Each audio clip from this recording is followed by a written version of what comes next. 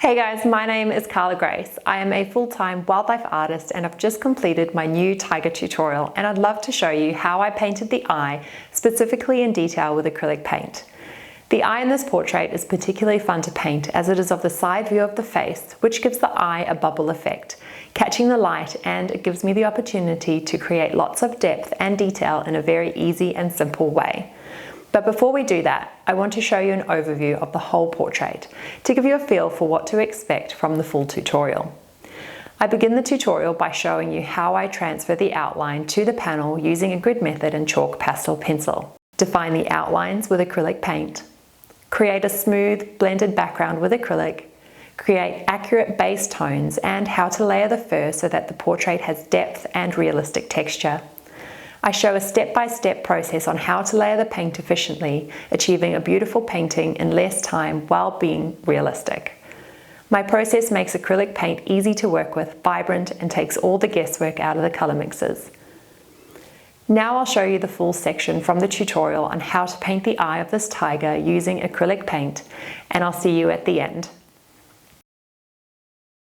For this little section, between the layers of background, I'm going to paint the eye, and I'm going to do it in such a way that it's going to be from start to finish.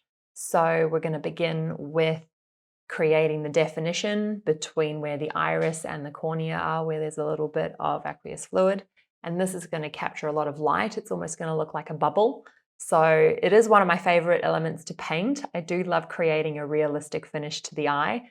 So I'm going to begin by defining the black within the eye as well as the black around the eye and really getting the outline spot on. To do this, I'm going to use my round size 0. If you have a good quality stiff synthetic, that will be perfect. Otherwise, you can use the Seneca round size 0, which is my preferred brand to use, and go from there. So I'm going to use my Mars black, and I'm going to focus on, first of all, not touching the background because that will lift the paint that we've just worked so hard to add there. And I'm going to deepen the black around the eye and make sure that I've got everything in the right place before I start painting the details within the eye.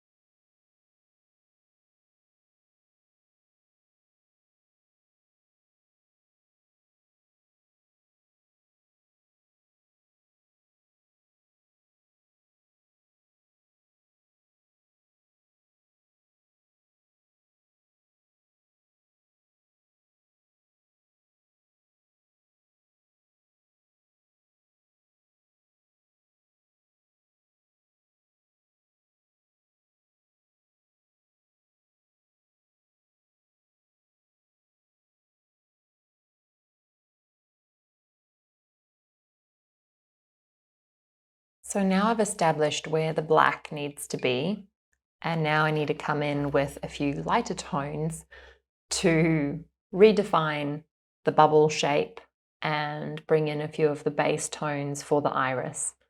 So I'm going to begin with a more neutral yellow tone for the eye, which I'm just going to use pure raw sienna, and then I will build up some tones based on that.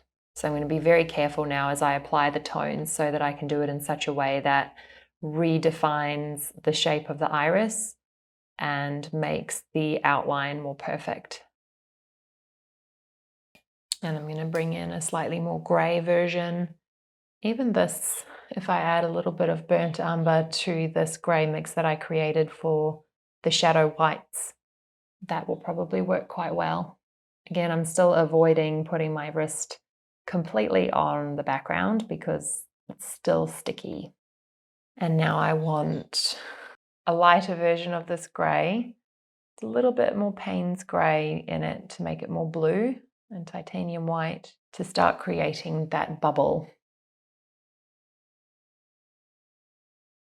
Be careful not to make it too round. Follow the reference photo closely for this, because if we make this bubble too round, it's not going to look realistic in any way. Make it a bit darker with some more Payne's grey in it, just to show the line of moisture. Then I will add more light to these areas.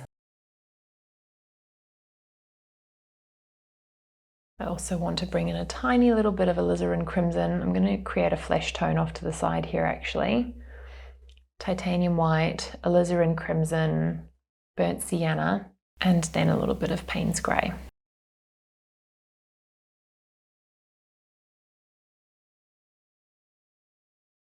I will vary this tone with the next layer and make it a little bit more grey, but for now I just want it to have that pink fleshiness to it, and then I will go from there.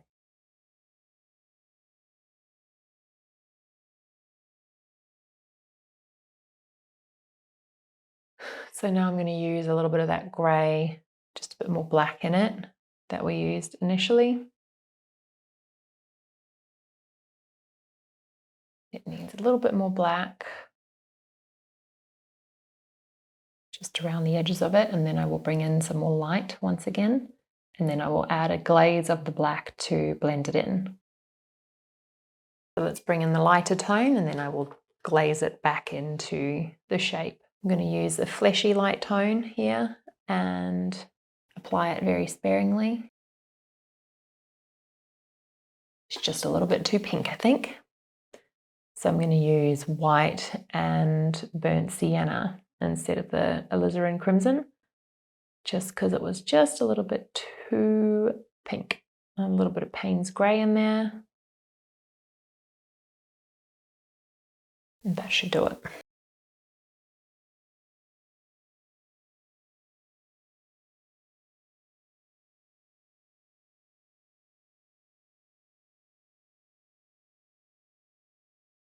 So now I'm going to glaze it back in using Mars Black. Very simple, nothing too fancy. Just make sure there's a very small amount on the brush so that it doesn't overpower the layers that you've just created. And then just blend that in. So now I'm going to move back to the eye and add some light to the iris. To create that light in the eye, I'm just going to use what I've already created here. Just adding a little bit more yellow ochre to the titanium white. And it's in a very specific place in this reference photo. There isn't a lot of variation here. I'm just going to blend the edges of it really softly. Grab a tiny bit of pure titanium white, bring it in along the bottom, and blend it in. And now I'm going to use a little bit of raw umber, and so this is raw umber and raw sienna. It's just a little bit of a shadow tone. That's sort of what I can see happening here in the iris. I can feel that my background is a little bit drier, so it's not too bad to touch now.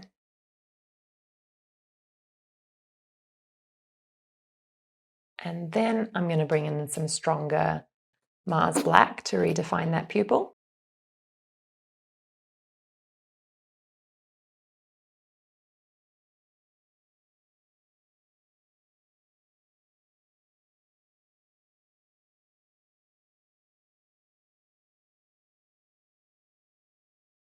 So now it is time to bring in that really bright reflection into the eye so that it can give us a good marker to use going forward. I'm just going to put some titanium white on the palette and then use it from there.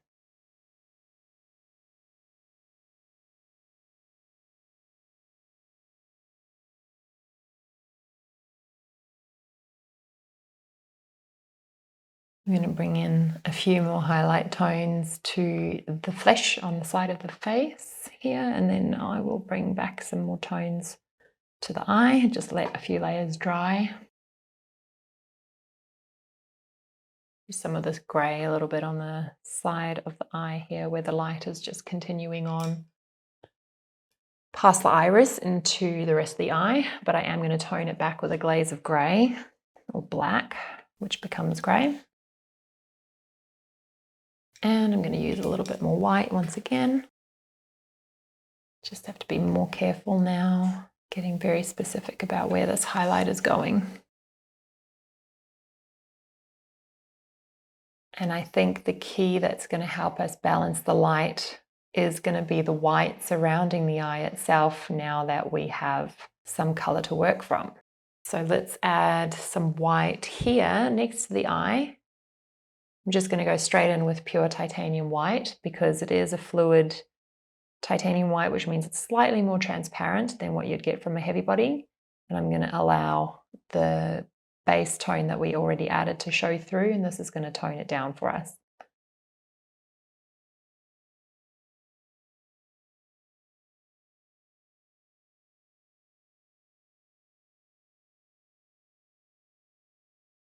I'm going to add some warmth to that light around the eye now, just using some raw sienna, yellow ochre.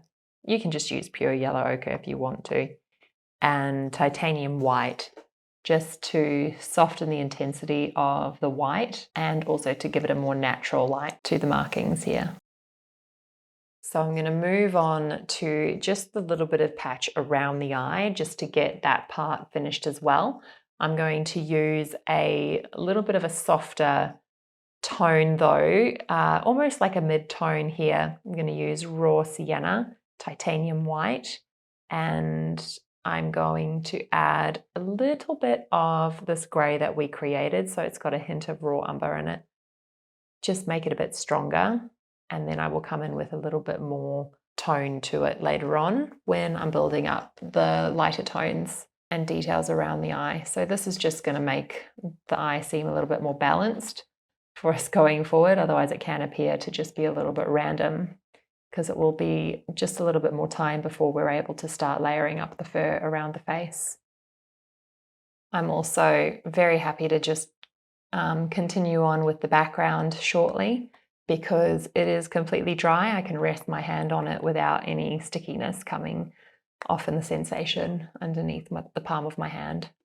So I am going to just apply this light tone around the eye, and then I will go back to working on the background and get that finished.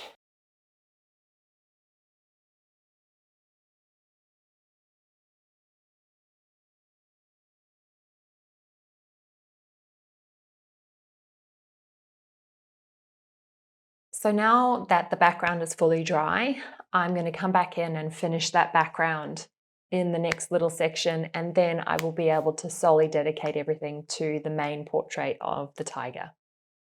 Thanks so much for watching. I hope it was helpful. For the full tutorial, please follow the link in the description. Remember to subscribe to see more tips and art from me, and I'll see you next time.